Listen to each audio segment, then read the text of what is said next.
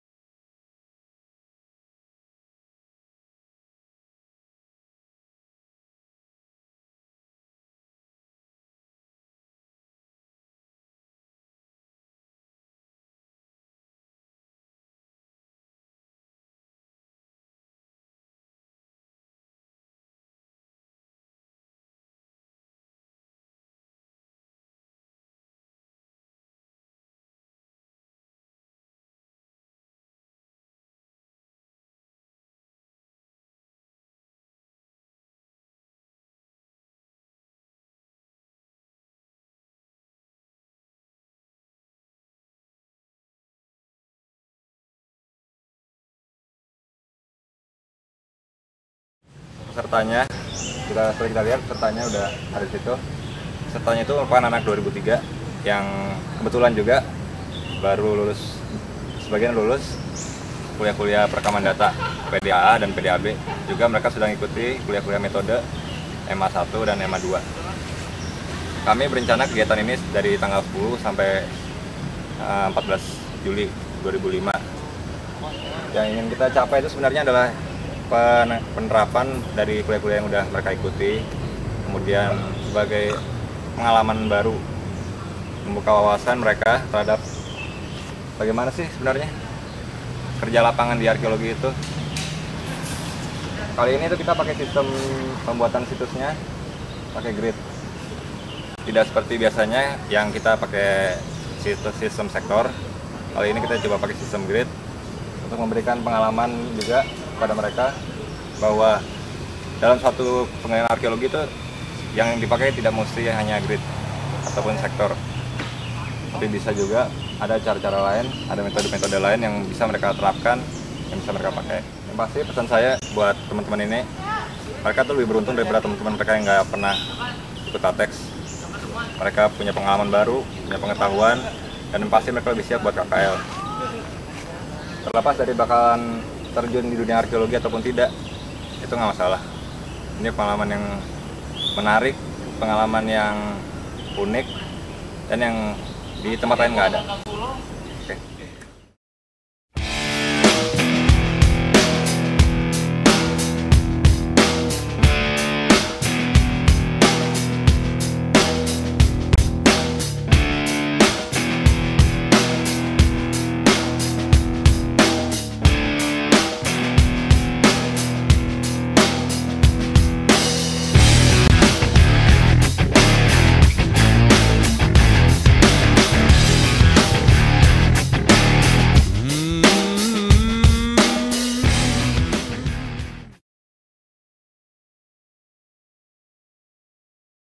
Ya, target hari ini tuh kita sampai pembuatan kontur permukaan kotak visi. Kalau melihat kondisi di lapangan seperti ini ya, dari tadi langkah pertama itu kan kita bikin grid.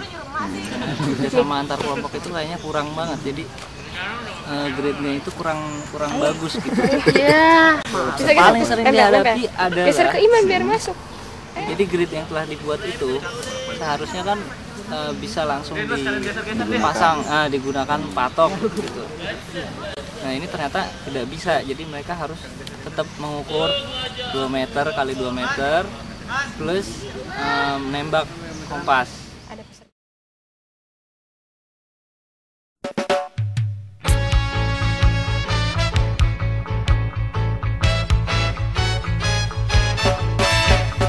Buffalo soldier,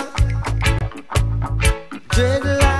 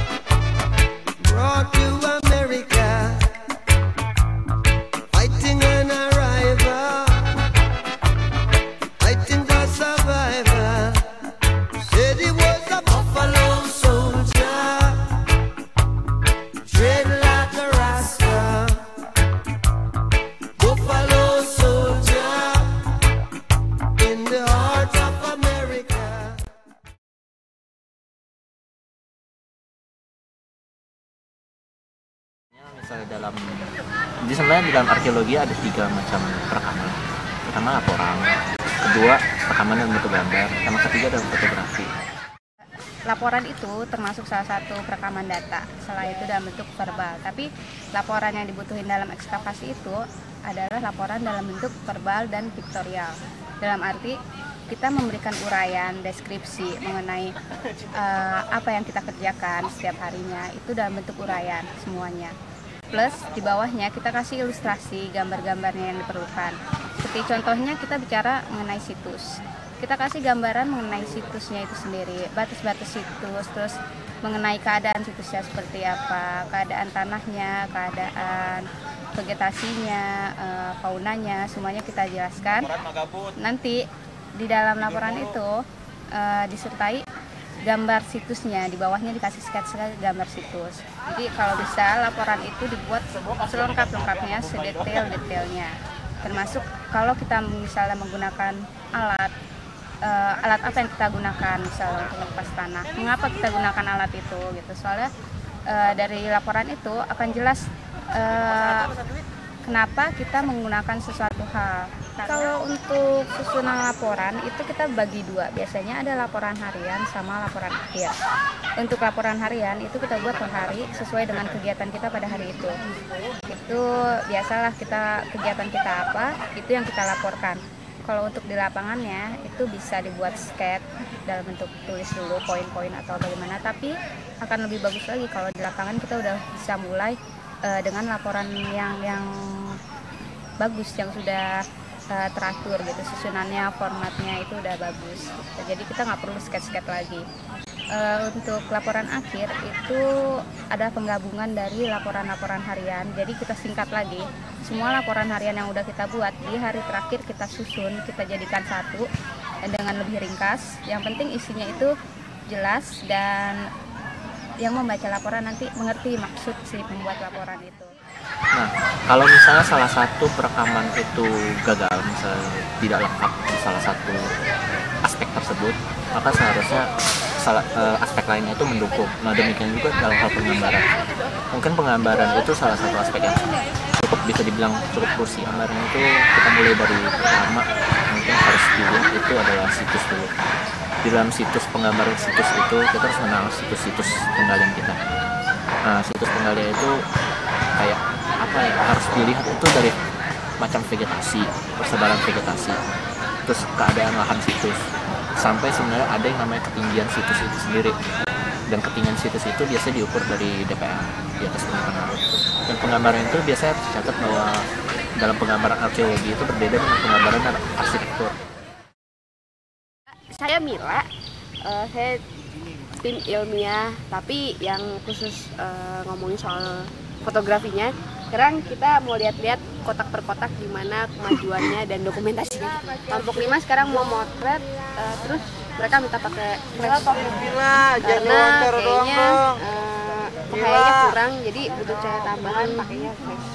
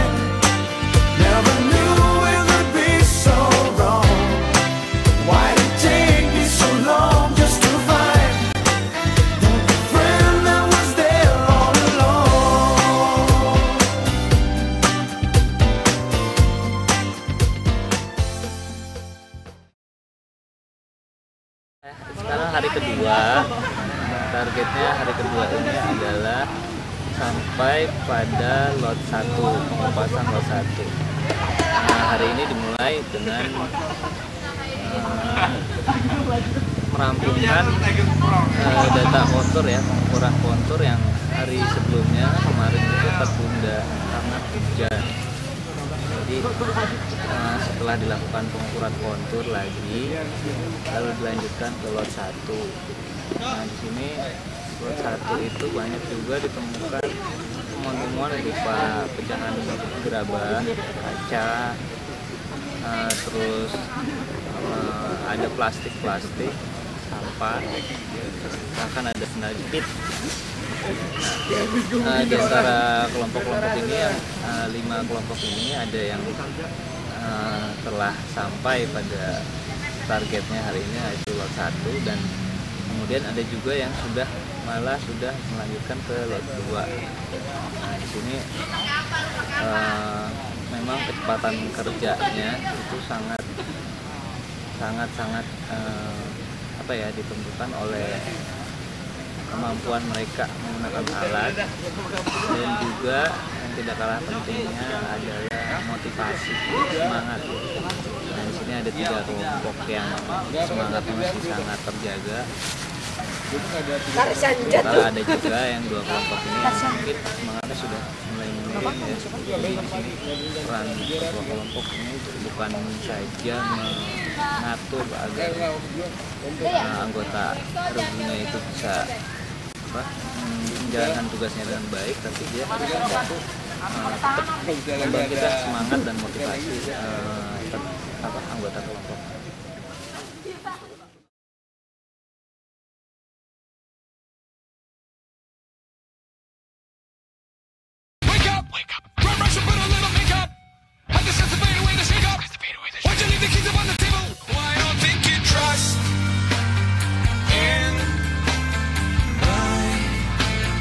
Self-righteous suicide. I cry when angels deserve to die.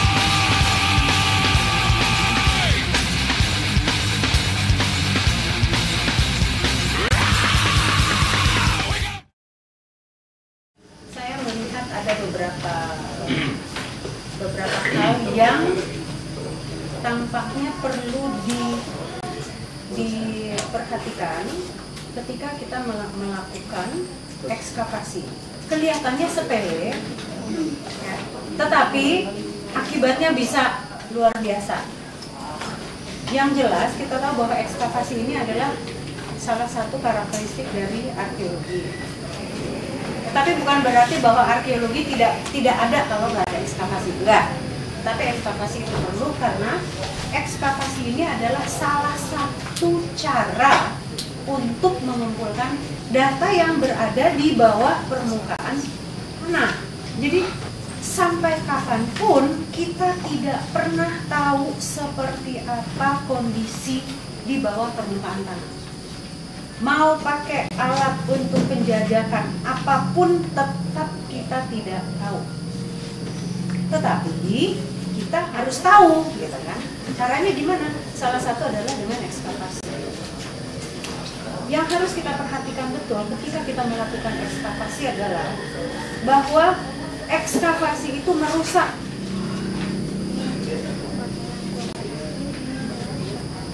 Ini sebetulnya merusak. Apa yang dirusak?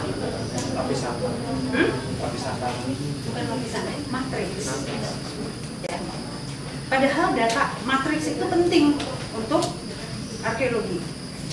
Tapi kita merusak. Kenapa kita bilang sudah merusak? Karena sudah kita gali. Kita udah memindahkan data kita yang seperti apa yang seharusnya. Udah kita gali, kita pindahkan. Dan persoalan kita berikutnya adalah kita tidak akan pernah bisa mengembalikan kondisi yang kita gali to the former state, ke keadaan sebelumnya. Nggak pernah bisa. Karena itu rekaman atau recording ini sangat penting.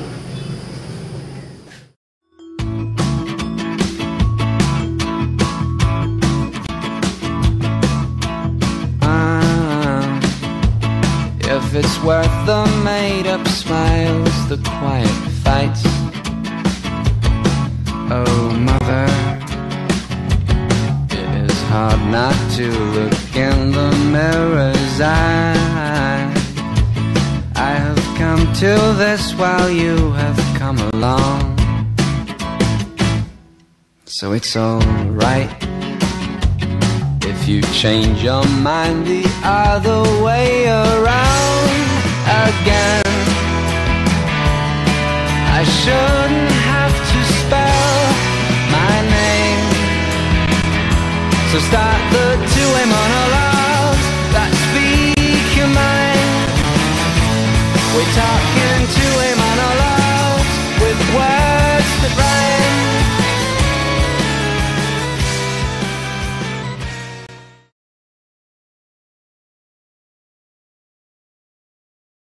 Pertama kali temuan ditemukan setelah melakukan perekaman keletakannya, di plot kedudukannya, jarak XYZ-nya, maksudnya setelah itu baru bisa diangkat.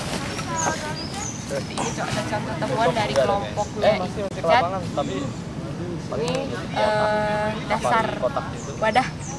Pertama kali seharusnya dibersihkan dulu sebelum dimasukin ke plastik, jadi dibersihkan, dijemur sampai kering, lalu di label.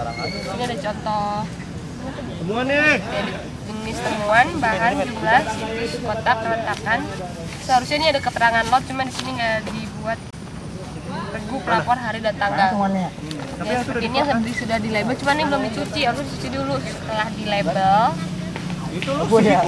kemudian masuk ke penyortiran, yaitu pemilahan. Setelah disortir, dimasukkan ke dalam tabulasi ada di basecamp. Jadi kalau tabulasi dikerjakan di basecamp, kalau pelabelan dan pembersihan dikerjakannya di lapangan. Setelah dimasukkan ke tabulasi temuan, bisa berlanjut ke analisis temuan. Misalnya, apakah benar kotak-kotak itu sudah mengikuti grid misalnya? Atau justru sebaliknya, apakah grid ini udah benar utara selatan 0 derajat gitu kan? Seperti ini sampelnya satu tuh, nih. Ini kan melenceng bukan orangnya ya. Ini kan lurus tuh, lihat tuh, kan.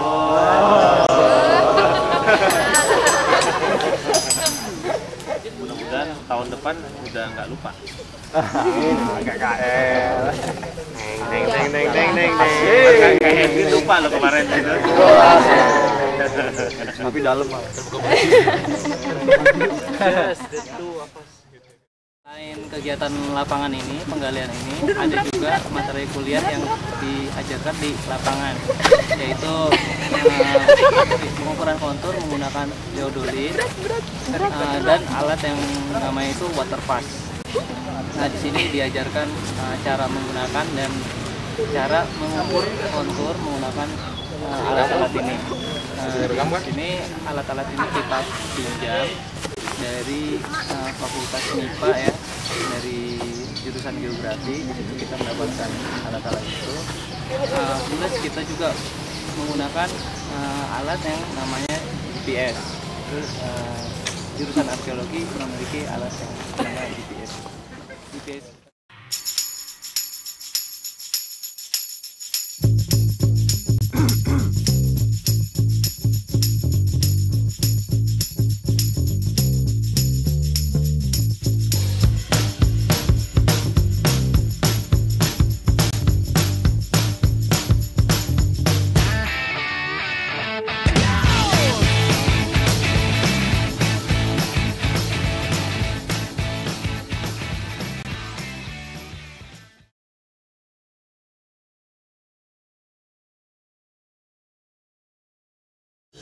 Sekali kalian buka, nggak bisa lagi direkonstruksi, nggak bisa dikembalikan ke tempat asal.